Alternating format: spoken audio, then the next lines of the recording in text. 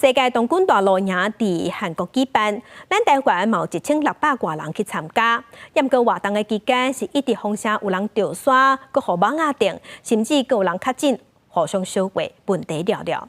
世界冬棍总会即马是考虑讲，风台卡诺得要来啊，所以伫昨昏已经决定要甲即个活动提早结束。世界冬棍大露营的开幕式，台湾的国旗出现伫舞台荧幕。本届世界冬棍大露营8月初开始，伫韩国的新万金营地举行，有超过150国，差不多5万人参加。咱国原来有1600多人参加，因为当地高温，头一天就传出将近400人流沙，致使英美这国家的冬棍成员陆续撤离。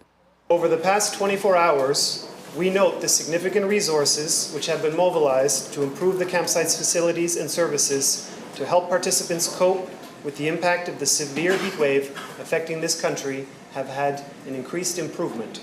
参加的人嘛传出去网通加着甲确诊的情形，也有台湾的冬棍讲，虽然有大日土粉加网啊，毋过也是享受冬棍的生活。因为每一个人的感受无同，毋过袂少台湾家长因为烦恼囡仔，陆续向总会询问。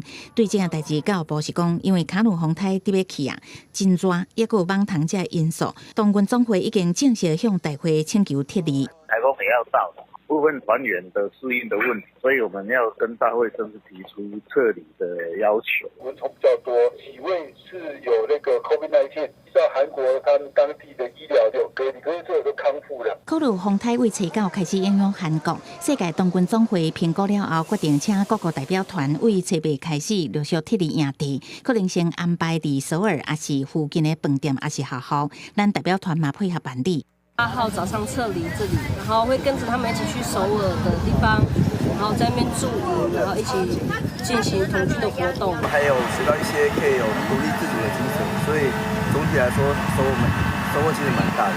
天气的状况可能不如预期，可是蛮热的。因为咱代表团的人数未少，大会会提供正大甲医疗照顾以及撤离的交通安排。大会计划20日举行闭幕式，安排一场演唱会，为活动做一个结束。12日开始离开送机。